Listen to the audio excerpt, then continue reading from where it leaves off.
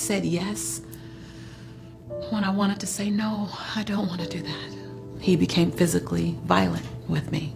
I'd never been in an abusive relationship before, and I felt as if I didn't have the profile of a woman who would ever be abused, verbally, emotionally, and sure not physically. And I remember when that relationship finally ended, and I was grateful that it ended and I was alive, because there were some days when my life was in danger. I had so much guilt and anger and blame, and more than anything, shame. How did I get here? And the bigger question was, how will I get out? How do I move from this place? I remember sitting in the doctor's office, sitting on the table, and she asked me a myriad of questions. She left the room and came back with a piece of paper in her hand, and she said, "Lisa, you are clinically depressed, and I need to give you this prescription." I looked at the piece of paper, and it said, Lisa Nichols Prozac.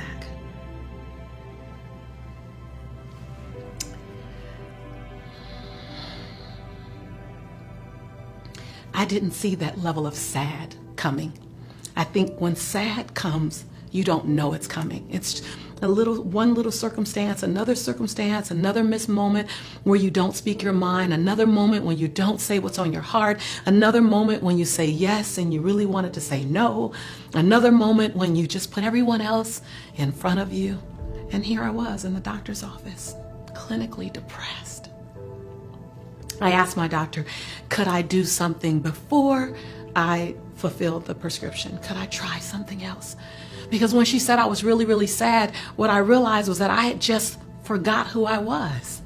That I had become Jelani's mom, that's all I was. I had become his fiance, that's all I was. And then I was the woman that he abused. And then I was the daughter trying to hide the abuse from my father and my mother. And then I was the motivational speaker trying to hide the fact that I was sad from everyone. I just forgot who I was.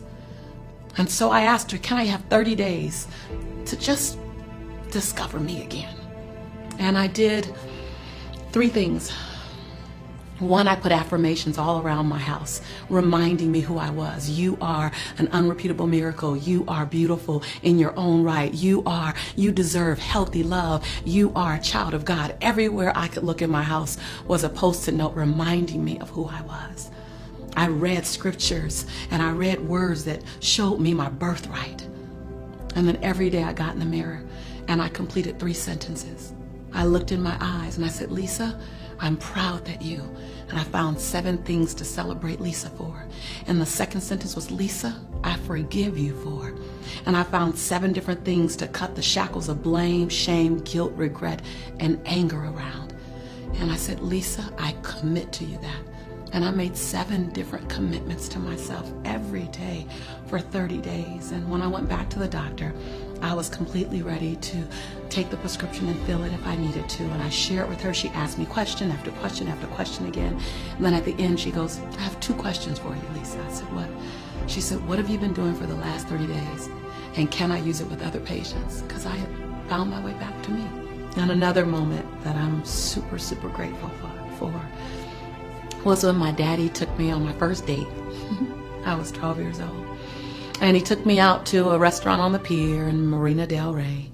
And he ordered my drink and ordered my food and opened the car door and all the things you would do on a great date that I didn't know anything about at 12. And at the end of the evening, I went to walk in the house and my father was holding the door open for me. And he closed the door so I could not get in. And I stopped and I was like, Daddy, what's wrong? And he said, I want you to know something, Lisa. Tonight I took you on your first date so you get to see how you get to be treated. I wanted you to see how you get to be treated. Now, sweetheart, how you choose to be treated, that's gonna be on you. The big moments in your life are made up by the little decisions you make. I didn't make a big decision to get in an abusive relationship. I made a little decision to lower my integrity bar. I made another little decision to stay when I saw the first sign that he didn't honor me the way I deserved to be honored. I made a little decision when I crossed over, moved past that moment of discomfort and allowed his words to make up for his behavior. It was my job to fall madly in love with me first, that no one was going to show me how to love me, that I have to show not only me how to love me, but I have to show other people how to love me. That you are the first example of what loving you looks like, and the way you love you is the way the world's gonna love you. So when you say, I don't need rest, then we believe you. When you say, no, don't worry about me, I'm fine, we believe you. When you say, no, I don't need help, we believe you. When you say, I'm fine by myself, we believe you. So here's what I realized: words are power. Words speak life.